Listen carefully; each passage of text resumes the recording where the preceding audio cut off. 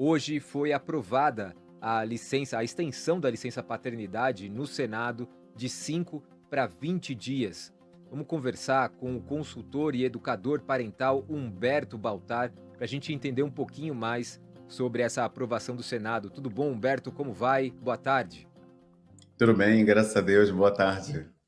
Humberto, o Senado, como eu trouxe aqui na abertura da nossa conversa, ampliou a licença paternidade de 5 para 20 dias. É um avanço, obviamente, mas o Brasil ainda fica atrás de muitos países. Antes de a gente entrar nestes pormenores, queria saber a tua opinião sobre essa aprovação importante no Senado. Essa aprovação é muito necessária, afinal de contas, a gente sabe que todo o cuidado fica na carga das mulheres. O homem, ele não é socializado para o cuidado na sociedade em geral, então é um avanço, sem dúvida alguma. Porém, a gente precisa ter alguns pontos em mente, né? É preciso trazer um letramento para que esse homem se aproxime de fato do cuidado, se veja como algo natural para o homem, é um caminho para se fazer até aí. A gente vem observando já há alguns anos que a gente está conseguindo aproximar o homem desse cuidado, porém é um movimento conjunto, né? A gente precisa dar as mãos juntos enquanto sociedade para avançar ainda mais nesse sentido. Mas sem dúvida alguma a gente precisa das escolas caminhando junto, da sociedade civil caminhando também, socializando o homem do cuidado, para que de fato a gente veja uma mudança social, né, para além desses dias iniciais, que tem um fundamento nisso, porque a gente percebe que essa intimidade do homem na primeira infância dos filhos gera ganhos não apenas do cuidado, mas também no desenvolvimento socioemocional dessa criança. Consequentemente, a família toda ganha. Então é importante demais essa iniciativa que a gente vê avançando no país. É importantíssimo, Humberto, mas retomando o tema de como outros países tratam a licença, são diversos os que têm licenças remuneradas que ultrapassam as 15 semanas, 30 semanas, às vezes até mais. Por que a gente não conseguiu avançar em um tempo maior de licença? Bom, a gente não conseguiu avançar, principalmente por conta dessa percepção de que o cuidado é feminino, né? A gente sabe que essa é a visão cultural que prevalece não só no Brasil, mas no Ocidente como um todo. Esse é o primeiro ponto. E um outro ponto é que o próprio homem, muitas vezes, ele é negado, né? Esse direito de exercer a paternidade por essa percepção cultural de que o cuidado é feminino. Eu lembro que ah, ao longo desses anos, né, trabalhando em empresas e organizações, é muito comum o homem não saber o que fazer nesse período da licença paternidade, mesmo quando o período é curto, como 5 dias, né, ele fica ali perdido por conta de não ter essa proximidade do cuidado desde a sua infância. Então, a gente precisa trabalhar esse letramento emocional do homem na fase escolar também. A gente precisa falar sobre isso enquanto sociedade, para que a gente possa, de fato, trazer outros ganhos, como a extensão dessa licença. Então, é preciso que haja também um letramento desse homem. E, além disso, um ponto importante que eu acho que a gente precisa trazer para a discussão é que esse cuidado gera para a mulher também, né, que vai diminuir essa sobrecarga feminina, que é absurda, né? Ela fica com uma jornada muitas vezes quádrupla, né? Então, a gente precisa trazer esse letramento e trazer também pressão da sociedade civil para que essa licença seja estendida ainda mais, porque 20 dias, como a gente sabe, é muito pouco para exercer esse cuidado. É muito pouco, Humberto. Eu vou entrar nesse tema contigo, da questão da sobrecarga das mulheres, mas antes queria falar de um ponto que você levantou. Essa licença maior, mesmo essa de 20 dias, né? Era de 5, agora de 20, ela pode ser o começo, ao menos, de um papel dos pais mais definitivo, mais importante na criação dos filhos? Olha, sem dúvida nenhuma, os dados mostram que a presença paterna já nos primeiros dias da infância, ela gera um ganho para o bebê, um ganho socioemocional, um ganho até mesmo da expressão e do desenvolvimento dele. Então a gente sabe que hoje é fundamental aproximar o homem desse cuidado. Além disso, é preciso que esse próprio homem tenha repertório para ele próprio se ver como digno desse lugar. Eu lembro que em diversos trabalhos que nós fizemos ao longo desses anos, foi preciso levar um letramento emocional para esse homem. Eu acho que essa discussão precisa crescer no país. A gente tem poucas iniciativas nesse sentido. A gente agora, né, no mês da mulher, procura desenvolver essas discussões, porque infelizmente essa pauta do cuidado é muito ainda invisibilizada, justamente por ser protagonizada pelas mulheres. A gente sabe que o machismo faz com que a gente entenda que tudo que é voltado para o feminino é inferior. Então, o cuidado acaba também sendo enxergado como inferiorizado. Por isso, esse letramento emocional, esse letramento parental para os homens é tão fundamental. Falar nisso com a sociedade civil, com as empresas e principalmente nas escolas, através do programa Saúde na Escola, o PSE, que é muito desconhecido ainda, é fundamental para que a gente mude a percepção do cuidado em toda a sociedade. E essa sobrecarga das mulheres, ela não se dá apenas nos dias de licença maternidade, né. Lembrando que as mulheres têm 120 dias de licença maternidade, os homens tinham 5, é uma disparidade gigantesca, já por aí indicava o que você falou pra gente lá no começo do programa, que entendido, né, como um cuidado apenas feminino, o cuidado com as crianças. Mas, esse distanciamento, ele se estende, a sobrecarga da mulher acaba se estendendo por todo o cuidado das crianças durante todo esse período, né. É necessário uma transformação de realidade para que esse jogo vire, né, Humberto? Olha, sem dúvida nenhuma. A gente observa muito no coletivo Pais Pretos Presentes que mesmo as mulheres que estão casadas, a gente sabe que grande parte das mães, infelizmente, é solo, né? Mas ainda aquelas que estão com o companheiro em casa, muitas vezes exercem esse cuidado absolutamente sozinha. Os dados são tristes demais, né? O Instituto Vidas Raras, por exemplo, mostra pra gente que no caso das famílias atípicas, 80% dos homens abandonam essas famílias, né? Porque o cuidado não é um atributo masculino e principalmente quando esse cuidado é essencial no caso de uma criança com deficiência, uma criança atípica. Então, são muitos desafios. Então, a gente precisa, de fato, preparar esse homem desde o puerpério. Por isso que o programa pré-natal do parceiro, que é muito pouco conhecido também, precisa ser mais veiculado e viabilizado, precisa ganhar mais espaço para que esses homens entendam que ele tem papel no puerpério, no parto, no aleitamento também e no que a gente chama de primeiríssima infância, que são aqueles primeiros dias de vida quando a criança está no ventre ainda, quando o homem sente que praticamente não tem papel nenhum ali, é justamente quando ele é mais essencial no desenvolvimento integral dessa criança. Por isso esse letramento é fundamental e nós, enquanto sociedade civil, precisamos juntar as forças para promover essa aproximação do homem com cuidado.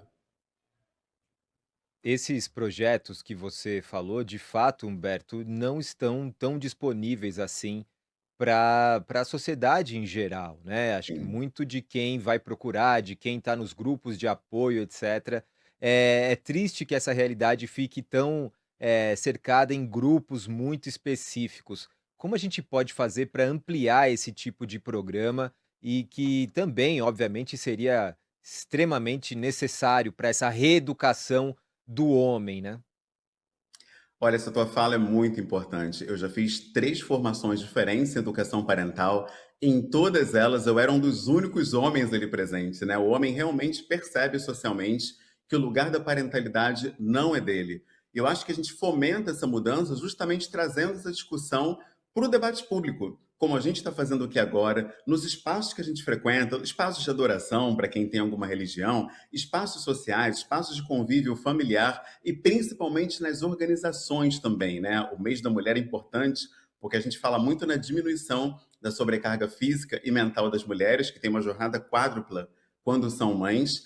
Então a gente aproveita essas ocasiões para mostrar como é essencial que o homem caminhe lado a lado como um aliado dessa redução da sobrecarga da mulher e principalmente como uma melhoria da qualidade de vida dessa criança e de toda a família através da presença dele. Então é fundamental que a gente torne esse debate mais e mais popular, que deixe de ser elitizado, como você bem trouxe. Um curso de educação parental não sai por menos de R$ 4.000, e quem é a família assalariada, pobre, periférica que vai ter esse acesso, né? Então a gente precisa usar plataformas como essa aqui para trazer essas pautas para a discussão pública. E eu já deixo até meu agradecimento por poder falar sobre isso aqui, né? Porque infelizmente é um tema muito pouco viabilizado ainda no país. Importantíssimo e no momento crítico do Brasil, né, a gente tem visto um número de feminicídio Sim. assustador, os casos se avolumam todos os dias, e Uhum. recentemente a gente teve um choque, aí acho que imagino para todo o país,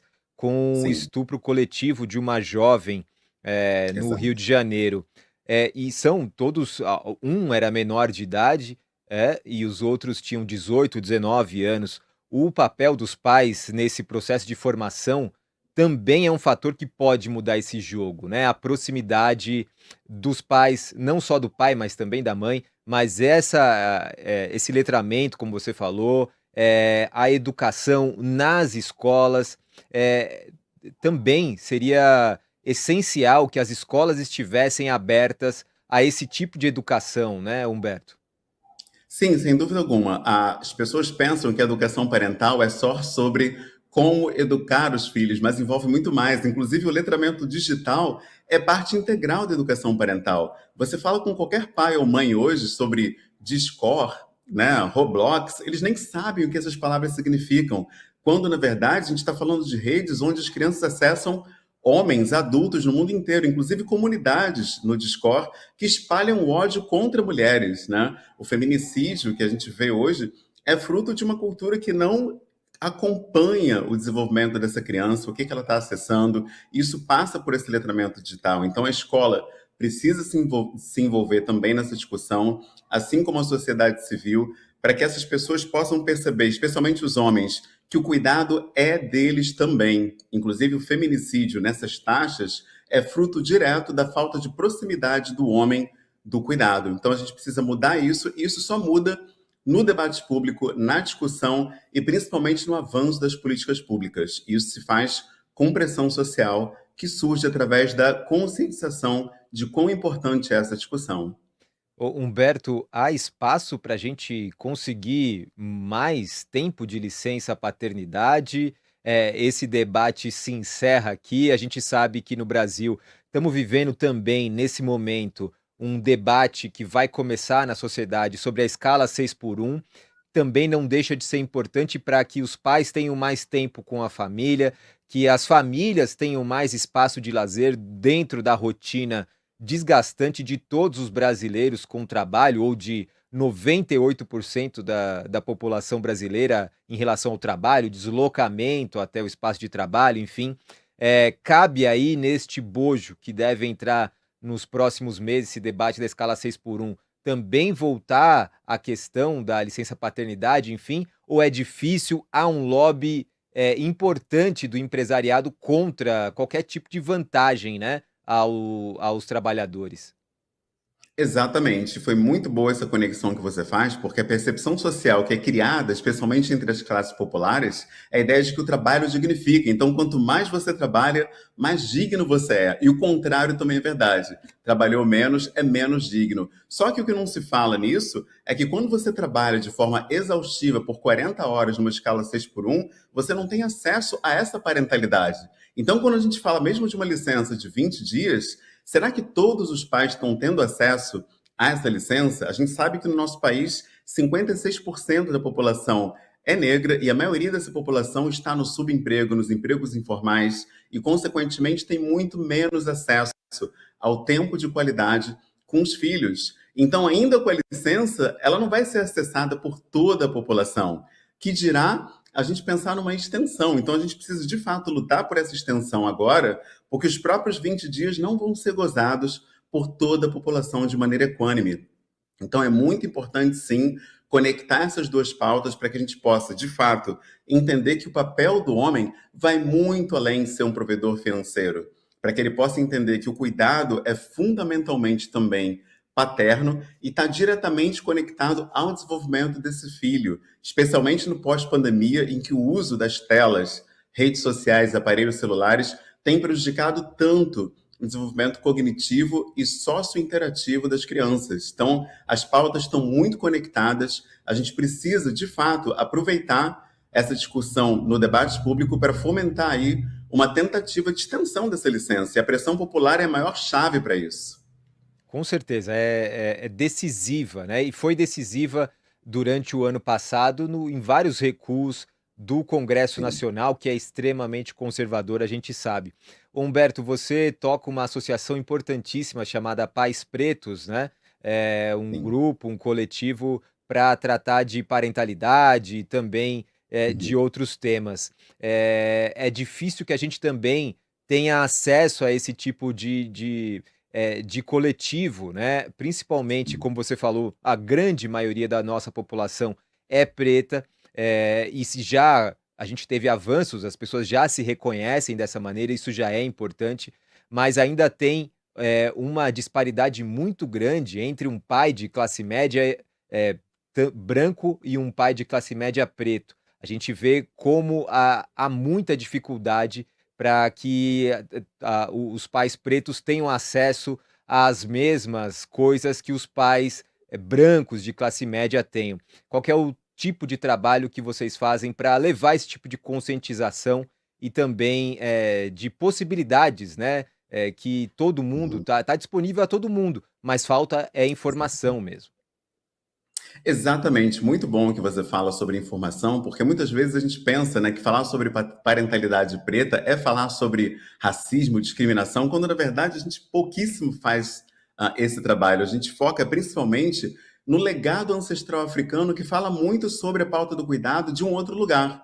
Por exemplo, nas sociedades pré-coloniais africanas, o homem tem um papel central nesse espaço do cuidado. E eu lembro que o primeiro trabalho corporativo que a gente fez em 2020 foi justamente com uma empresa multinacional operando aqui no Brasil, onde os pais, os homens, têm acesso a uma licença paternidade de 40 dias, porém, segundo os dados da própria empresa, eles voltam ao trabalho antes do 10º dia de licença por não saber o que fazer com 40 dias e um recém-nascido. Então a gente percebeu que trazer esses outros repertórios de outras culturas, que falam de outros modelos de masculinidade, paternidade e parentalidade, tem muito a agregar para a nossa perspectiva aqui no Ocidente. Então, tem sido muito rico esse trabalho, porque a gente vem percebendo que é possível, através de grupos de formação parental, através de grupos de masculinidade saudável, paternidades positivas, parentalidades saudáveis, a gente consegue, de fato, levar esse homem à possibilidade de se permitir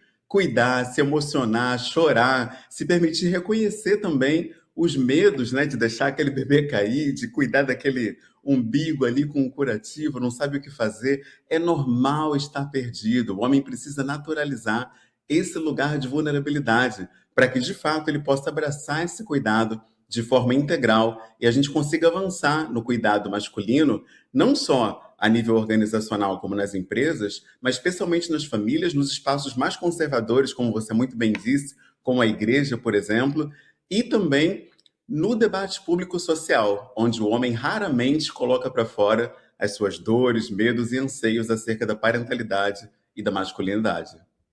Com certeza. Humberto, muito obrigado por essa conversa. Tenho que te liberar, que eu sei que você tem responsabilidades como pai daqui a pouquinho. Muito obrigado, viu? Espaço aberto para que a gente volte a conversar por aqui. Tema muito importante. Obrigado. Conta comigo, um abraço.